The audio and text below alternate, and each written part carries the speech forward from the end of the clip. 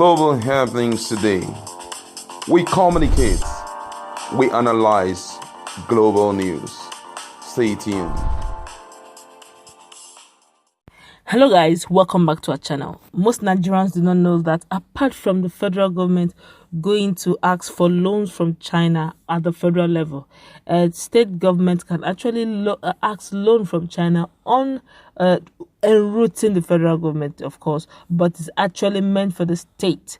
Okay, but we are looking at another loan being collected, and the Nigerians have actually taken to social media from China as well. They've taken to the social media to dialogue and debate on the wisdom of collecting this said loan that has already been collected, and how visible that we will pay, that we will not start changing our name to Shonshin or Shongonyi, as the case may be. But let's quickly look at the news proper so we can understand where some are for the loan that have already been collected and some are against the loan, with very, very fantastic fact, I must say. But before we go to the newspaper, we would like you to subscribe to our channel by clicking on the red subscribe button and the bell notification icon to get both subscribed and notified as soon as we update our channel on YouTube. Lekki Port LFTZ Enterprise Limited has now received the infusion of $221 million approximately equity fund from China Harbour Engineering Company, CHEC, one of the shareholders of the Lekki Deep Seaport project currently under construction at the Lagos Free Trade Zone, Ibeju, Lekki. This was disclosed by the chairman of Lekki Port LFTZ Enterprise Limited, Mr. Biodun Dabire, in Lagos at the end of the board meeting held via teleconferencing. He said, "I'm pleased to inform that Lekki Port has received the $221 million approximately equity fund from China Harbour Engineering Company. The payment was received sometime in March 30th, 2020, he said. According to Dabire, this equity injection coming at this time when the world is battling with COVID-19 pandemic shows the deep commitment of CHEC to the success of the project, which will greatly contribute to fast-tracking the timely delivery of the project and bring about economic prosperity to Nigeria as a whole." Speaking further, the chairman also announced that the board of directors has approved the appointment of Durongun as the new chief executive officer for Lekki Port LFTZ Enterprises Limited with immediate effect.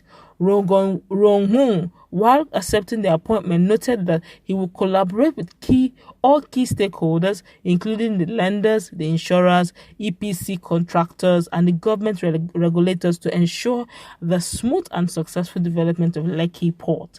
In his new role as the Chief Executive Officer, Ronghun is expected to oversee the overall business planning, development, and management of the company. Ronghun has robust experience in port investment, financing, and operation, and holds double bachelors in engineering management and industrial design from Tianjin University, China. In addition to the appointment of Dong Ronghun to the board of Lekki Port, other directors appointed are Senjun Aswani, Wondin Longyingpong, and Zhong Guanyan, while Mohan Vaswan and Joseph Sanusi resigned their position on the board. These are Nigerians now. Other executives appointed by the company include Kai Ping-zing, who assumed the position of Chief Financial Officer, Stephen Kukulum as Chief Technical Officer, and Bini Saraf as Deputy Chief Financial Officer. It will be recorded that Lekki Port signed a $629 million facility agreement for debt financing with the China Development Bank for the construction of the port, which will be Sub-Saharan Africa's deepest port and Nigeria's first deep sea port. Now that's the news. Nigerians have reacted to this news because this is something that is worth looking into very critically. Let's just quickly look at what Nigerians are saying. Let's look at the feelings of Nigerians over this matter. This one here is saying, Nigeria is falling into China's debt trap. Chinese loans, especially in Africa, is a growing concern. Several observers, including some of the United States representatives, have warned many nations on what they describe as Chinese debt trap diplomacy, as the Asian nation allegedly used finance as a weapon in many developing nations. Nigeria lack accountability, transparency, and responsibility to refund its loans.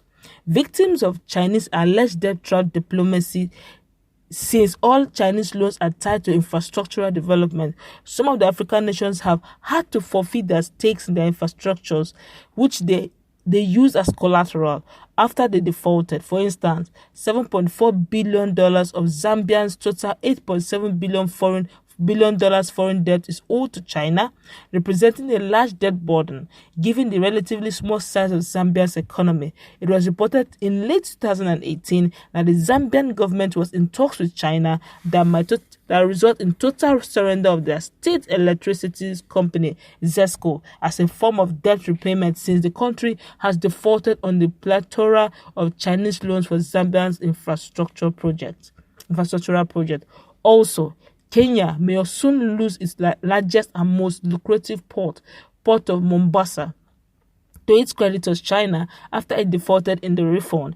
This could force Kenya to relinquish control of the port to China. One of the most cited examples of alleged debt trap diplomacy by China is a loan given to the Sri Lanka government by the Exim Bank of China to build the Magumbura Mahinda Rajapaksa Port and Matala Rajapaksa International Airport. The state-owned Chinese firms China Harbour Engineering Company and Sino Hydro Corporation were hired to build the Mogambura port at the cost of $361 million, which was 85% funded by China's state-owned Exim Export-Import Bank at an annual interest rate of 6.3%. Due to Sri Lanka's inability to service the debt on port, it was leased to China's state-owned China Merchant Port Holding Company Limited on a 99 years lease in 2017.